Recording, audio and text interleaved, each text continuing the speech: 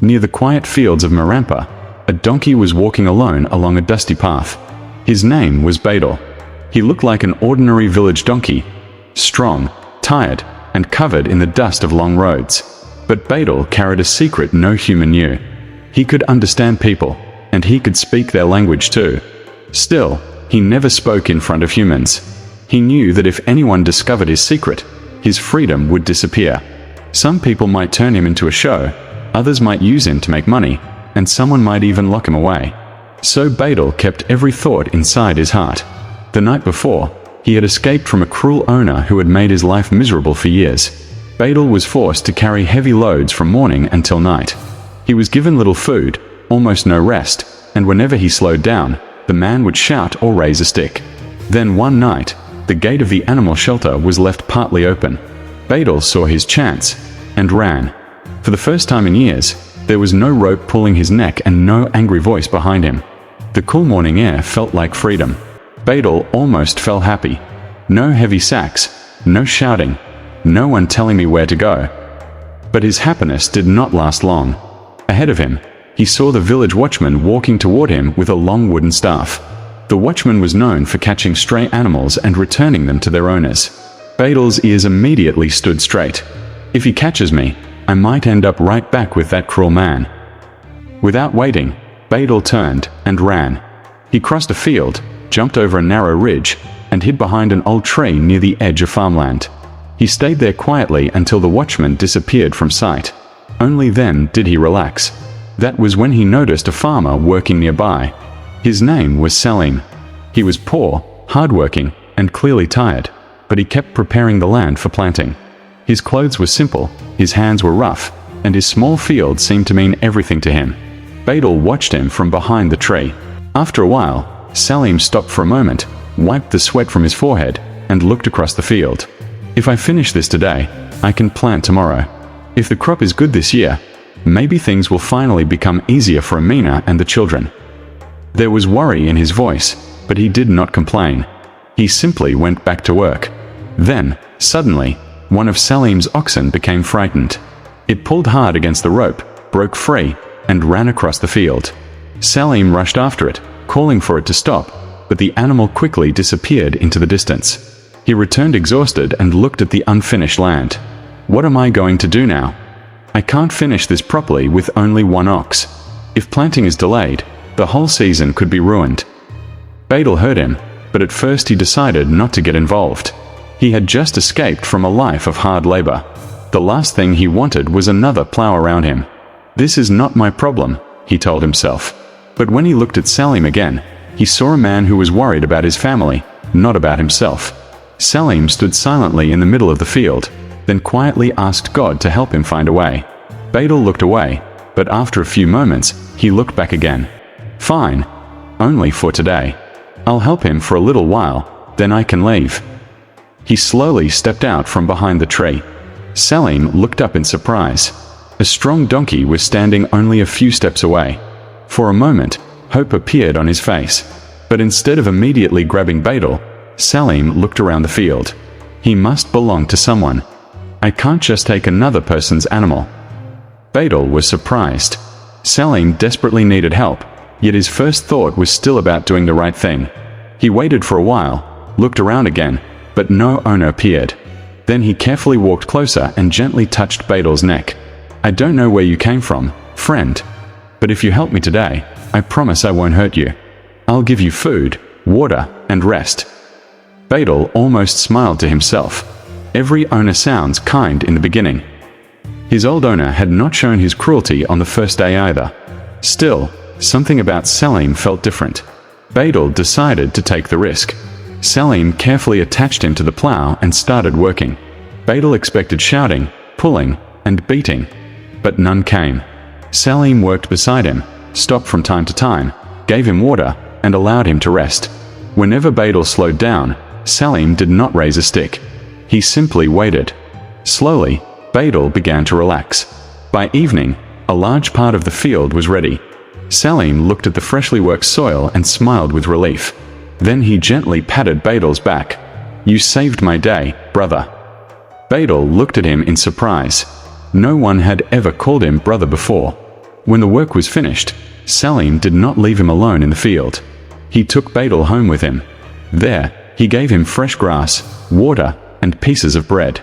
A little later, Salim's wife, Amina, came outside. She was surprised to see another animal in a home that already struggled to afford enough food. "Where did this donkey come from?" she asked. Salim explained what had happened in the field and how Bedel had helped him after the ox ran away. Amina looked at Bedel for a moment. At first, she seemed worried about another mouth to feed, but then her expression softened. "If he helped us when we needed him, we won't leave him hungry." Bedel quietly stared at her. He had expected complaints, not kindness. Soon, Salim's children came running outside. Faison stopped in front of Bedel with excitement, while little Hira walked straight up to him and gently touched his face. Within moments, both children were laughing around him. Hira wrapped her small arms around his neck and said, "I'm going to call him Bedel Chacha." Bedel almost forgot his own rule. He wanted to laugh out loud. "Yesterday I was running for my life, and today I'm already someone's uncle." For the first time in years, he felt something he had almost forgotten: warmth. No one was shouting at him. No one was beating him. No one was looking at him only for the work he could do. That night, Bedel rested quietly in Salim's courtyard. He thought about his old life, the heavy loads, the hunger, and the fear. Then he thought about Salim, Amina, Faison, and Hira. Maybe every human was not cruel. Maybe this family really was different. Still, Bedel did not want to trust too quickly. One kind day was not enough to know someone's true nature. So before falling asleep, he made a quiet decision. He would stay for a little while, watch carefully, and see whether Salim's kindness was truly real. The next morning, Bedel woke up feeling more peaceful than he had in years. Salim came outside, gave him water and food, and soon they left for the fields together. Bedel was still careful, but after everything that had happened the day before, he was beginning to believe that Salim really was different. On the way, they met the same village watchman who had chased Bedel earlier. The moment Bedel saw him, his body became tense. The watchman looked at Salim and asked, "Where did this donkey come from?" "Someone was searching for a missing donkey yesterday." Bedel waited nervously for Salim's answer. Salim could have easily lied and claimed Bedel as his own, but he did not. He simply said, "I found him near my field. I don't know who his owner is. If someone comes looking for him, tell me." The watchman nodded and moved on. Bedel looked at Salim with surprise. That small moment meant a lot to him. Salim had chosen honesty, even when lying would have been easier. By the time they reached the field, Bedel trusted him a little more. The morning passed quietly, but around midday, the weather changed without warning. Dark clouds gathered over Marampa, and the wind became stronger. Salim looked at the sky with concern. Some young plants had just started growing, and if heavy rain or hail came, a large part of the crop could be damaged. "If these plants are ruined now, I don't know how we'll manage," he said softly. Bedel looked around the field and noticed several old sacks and pieces of thick cloth lying near the edge. An idea came to him. He walked over to Salim, gently pulled at his shirt, then moved toward the sacks. Salim looked confused. Bedel returned, pulled his shirt again, then pushed one of the sacks with his nose and looked toward the young plants. After a moment, Salim understood. "You want me to cover them?" Bedel moved his head quickly. Salim immediately started gathering the sacks. He spread them over the weakest plants while Bedel helped carry more across the field. A short while later, the rain began. Soon, small pieces of hail started falling too. The weather was rough for a while, but when the storm finally passed, most of the young plants were still safe. Salim stood in the wet field and looked at Bedel in amazement. "You saved a big part of my crop today." Bedel quietly thought, "And you still have no idea how much I understand." By evening, the story had already started spreading through Marampa. People talked about the unusually clever donkey who seemed to understand what was happening around him. Some thought it was luck. Others said Bedel had been trained by someone.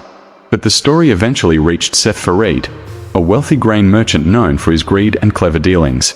Farid owned a large storehouse and sold grain and seeds to farmers. He also gave loans, but people knew that his help usually came with conditions. When he heard about Bedel, he became interested immediately. The next day, he went to Salim's field and studied the donkey carefully. Badal noticed the way Farid looked at him and did not like it. After a few moments, Farid said, "Salim, sell this donkey to me. I'll pay you well." Salim refused without hesitation. "No, Seth Sahib. Badal is part of our home now.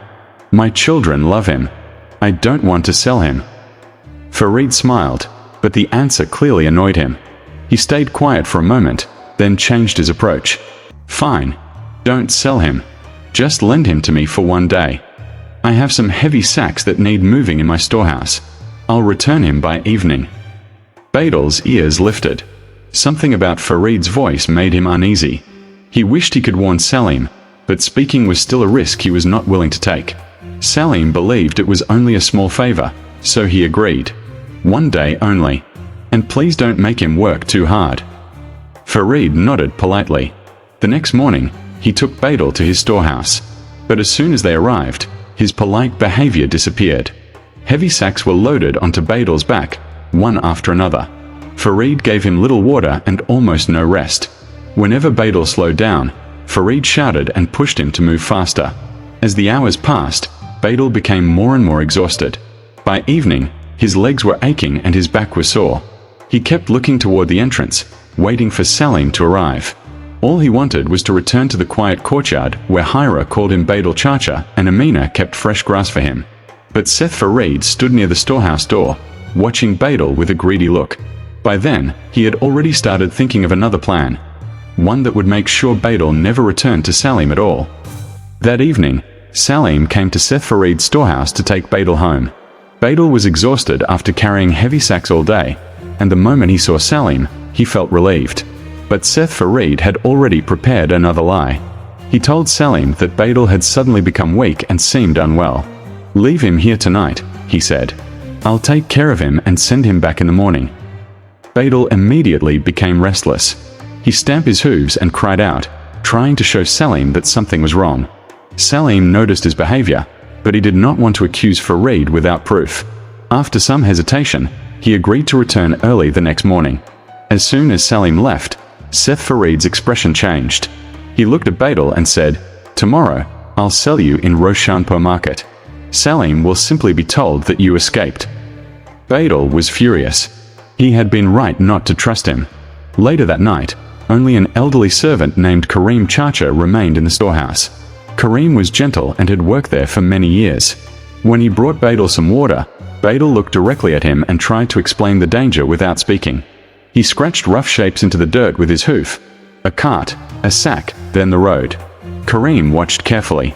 Earlier that day, he had heard Seth Farid mention a buyer from Roshanpur. Slowly, he understood. "They're planning to sell you, aren't they?" Badal quickly nodded. Karim Chacha looked troubled. He knew Salim had trusted Farid, and he could not allow such a betrayal. He quietly opened the back door and loosened Badal's rope. "Go, straight to Salim's house." Badal gently touched his hand with his nose, then ran into the night.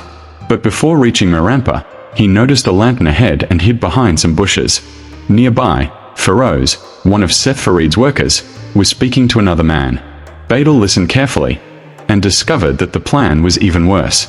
Feroz said that selling Badal was only part of it. Salim had borrowed money from Seth Farid years ago, and his land papers were still being held as security.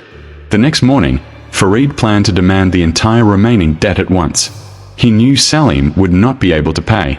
Then he would use the papers to pressure him into giving up his land. Badal felt a rush of anger. This was no longer only about him. Salim could lose his home, his field, and the only support his family had. Badal ran as fast as he could towards Salim's house. When he reached the gate, he began calling out loudly until Salim came outside. Badal tried to explain with signs. He scratched shapes into the ground, pointed toward the fields, then toward an imaginary paper. Salim struggled to understand. A short while later, Karim Chacha also arrived. He told Salim what he knew and warned him about Seth Farid's plan. Salim's face went pale. Now everything made sense. Farid had not been interested in Badal alone. He had been waiting for the right moment to trap him. That night, Salim made a decision. He would not go to the storehouse alone in the morning. He would take Karim Chacha, Badal, and a few respected elders from Marampa with him. This time, Seth Farid would have to answer in front of everyone. Early the next morning, Salim went to Seth Farid's storehouse with Badal, Karim Chacha, and several respected elders from Marampa. Farid had expected Salim to come alone, so the moment he saw the group, his expression changed. Salim stepped forward and asked directly, "Did you plan to sell Badal, and then use my old debt to take my land?" Farid immediately denied it. He claimed that Badal had escaped during the night and said that asking for repayment was his right. But Karim Chacha stepped forward. He told the elders that he had heard Farid discussing a buyer from Roshanpur market and knew about the plan to pressure Salim using the land papers. Farid became angry and warned Karim that he could lose his job, but the old man did not back down. "A job is not worth helping someone take a poor man's home," he said. Just then, Feroz arrived. The elders questioned him as well. At first he hesitated, but after a long silence, he admitted that Seth Farid had planned to demand the full remaining debt and use Salim's land papers if he could not pay. Now Farid had little room left to deny the truth. The elders asked to see the old loan records. They checked Salim's previous payments and found that several extra charges had been added without a clear reason. It became obvious that Farid had been using the debt to keep pressure on Salim and had waited for the right moment to take advantage of him. After hearing everything, the elders decided that Farid could not use deception to take Salim's land. The unfair charges were rejected, and the remaining disputed debt was considered settled. Seth Farid was ordered to return Salim's land papers immediately. He argued for a while, but with the whole village watching, he finally had no choice. Salim took the papers in his hands and felt a deep wave of relief. His field, his home, and his children's future were safe. Then he walked over to Badal and wrapped his arms around his neck. "First you saved my crop, and now you help save my home. I don't know how you understand so much, but you are family to us." Badal gently lowered his head against Salim's shoulder. He did not need to speak. From that day on, Seth Farid's reputation in Marampa was never the same. People became more careful with his loans, his accounts, and even his scales. Karim Chacha knew he had finally done the right thing, even if it cost him his job. And Badal never thought seriously about leaving Salim's home again. Salim never overworked him. Amina always kept food and fresh grass for him. Faizan and Hira spent their evenings around him, and little Hira still happily called him Badal Chacha. Many evenings, Badal stood quietly in the courtyard and watched the sun set over Marampa. He remembered the night he had escaped from his cruel owner. Back then, he believed freedom meant having no rope around his neck, no master, and no place he was forced to stay. But now he understood something more. Sometimes freedom also means finding a place where you are treated with kindness, where your effort is respected, and where you are loved enough to stay by choice. Badal also learned that kind words do not always come from a kind heart. Seth Farid had spoken sweetly when he wanted something. Karim Chacha had helped when he had nothing to gain. In the end, a person is not known by what they promise, but by what they choose to do when honesty costs them something. And so, the donkey who had once run away simply to save himself finally found a family in Marampa. A family that never discovered his greatest secret. Badal understood every word they said, cared for them deeply, and could have spoken at any moment. But he kept that secret forever, because by then, he had learned that love and loyalty did not always need words.